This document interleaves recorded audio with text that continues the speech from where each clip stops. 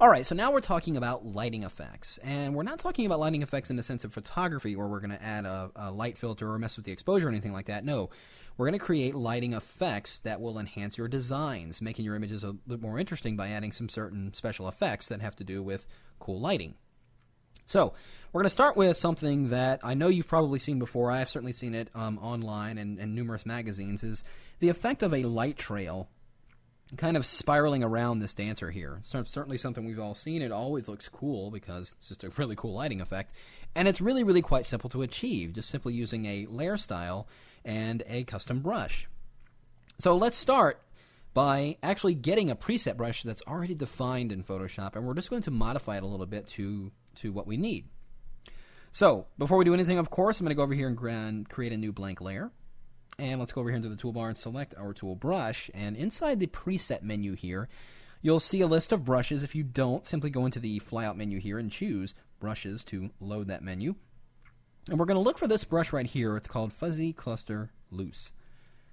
And if we go inside the document, I'm going to go and flip around my foreground and background color so white will be in the foreground. And if I just do a stroke here, you'll see it's got kind of an interesting effect to it. It's got a streak and it's got all these little flares on it. Well, let me undo that, and let's go into the options and see what we're looking at here. So I can see that the flow is set to 70. I'm going to go ahead and drag that and take that to 100%, and let's open up the brush options. Notice we've got a brush selected. It's also got a dual brush applied to it, so we've got two different brushes going on here, the long streaky one and then those little spotted ones. And we've got some other dynamics going on here. And I'm going to go ahead and activate and modify a few things on my own here. So let's take the brush tip shape and actually increase it. I'm going to take it to about 25. And that will be good for the size. I'm going to go and activate shape dynamics because I want the pen pressure to modify the size. As you can see, it's going to taper off. So depending on how hard or how soft I press down on my tablet, it will vary the weight of the light trail there. So that set, let's go into the dual brush, and I'm going to change this from this little spiky one to one I've got right up here, and you have this in your presets as well. It's this little one called the 192 right here. And I'm going to modify a few things about this. Let's take this and space it out a little bit more, and we'll take that size down. You'll notice it looks more like a burst, almost as if you would see a light trail. You'd see bursts of light here and there. Let's just kind of brush it and see what happens. You notice what's going on there. Gives it a little bit more interest there. And you can certainly modify the effects here. You can modify that scattering just to kind of make it a little bit more spread apart there. Modify the size if you like, depending on what you want to do. And I think that's going to work for what we're looking at here. So my brush is set up. And be aware, I can always go back in here and change it if I want to, but I'm going to close this for now. And again, we're on this blank layer. So I'm just going to take this brush and just do a little stroke there. And basically this is just going to be a dummy object for the layer style that we need to create. So I need to see how it's going to look. So there that object is on its own layer. Let's go over here into the layers panel, and we're going to go in here into the layer styles menu and choose outer glow. And let's go in here and modify a few things about this. Well, I'm going to change the color first and foremost. Let's go in here and give it kind of a purplish pinkish color there. I think that looks pretty good. I'm going to click OK. I'm going to take that opacity all the way up to 100. And we'll change the blend mode to hard light. You'll notice it really stands out now. I'm going to increase that size a little bit just to give it a little bit more of a glow. And I think that will look pretty good. Now, to enhance this a little bit more and give it some sparks to it, I'm going to add a drop shadow, but not in the way you think. Here's what I'm going to do. I'm going to go over here and change the color of this to a perhaps lighter version, almost a white of that same pink color. And I'm going to click OK. And I'm going to take that blend mode and change it to dissolve. And look what happens to that trail. It's got kind of a cool little sparkly speckled effect to it. I'm going to decrease that by dropping my opacity to about 25. So that's giving me a really cool effect there. So all the layer styles done and set up. Let's go ahead and click OK. I'm going to go ahead and press Command or Control A to go ahead and select everything on that layer and delete. Because we only needed that object there to create the layer style. So now that layer is empty, it's got the layer style applied. No matter what I do from now on this layer, it's going to pick up that layer style. So let's grab that same brush, and using the white as the foreground, of course, you can do this one of two ways. If you have a very precise way of applying the stroke that you want to do. You can certainly use a path, and I'll show you that in just a moment. But in this case, all I'm going to do is just freehand around the area that I want to apply this to. So I'm going to start right on the side of the foot here. I'm just going to drag around here, and we'll just drag and do like that. In fact, I'm going to make the brush a little bit bigger. I'm going to take it up to about 30. And we'll just kind of go around here and just do like that. So, light trail is kind of going around. It doesn't look like much because it's just sitting on top. But here's what we're going to do. I'm going to apply a layer mask to that.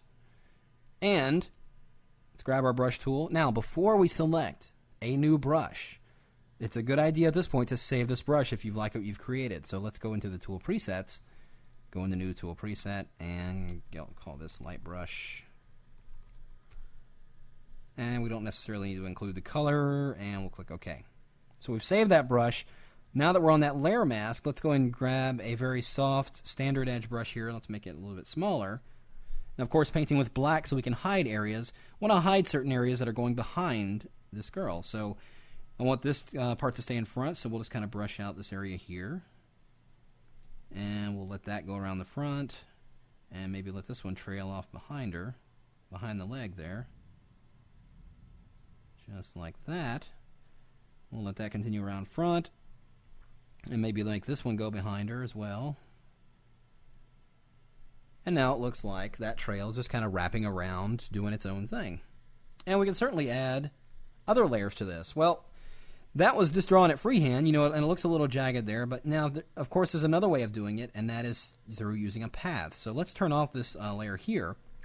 I'm going to hold down my Option or Alt key, and you'll notice, just to save yourself from having to go through creating that layer style all over again on a new layer, just do this. Hold down the Option or Alt key, and then click that little FX icon and drag it to your target layer, and it will copy and paste the layer style all in one step. Pretty cool stuff. So again, let's go into here and apply this again. I'm going to use the Freeform Pen tool, and let's just draw a similar trail to what we just did a moment ago. And we'll just kind of go through here and kind of whip it up there. Now the cool thing about it being on a path is that you can modify it. I can grab it and move it, make adjustments to it if I want. Let's say I wanted to go in here and maybe round off a few of these corners a little bit more. Perhaps even delete certain parts of it. If you really wanted to fine-tune the bend of the line and do all that kind of stuff, that's going to give you the freedom on a path. And once you're done and the path is created, make sure that you're on the layer that you're targeting. Go into the Paths panel, and there you've got the path. Just simply go into the flyout menu and choose Stroke Path.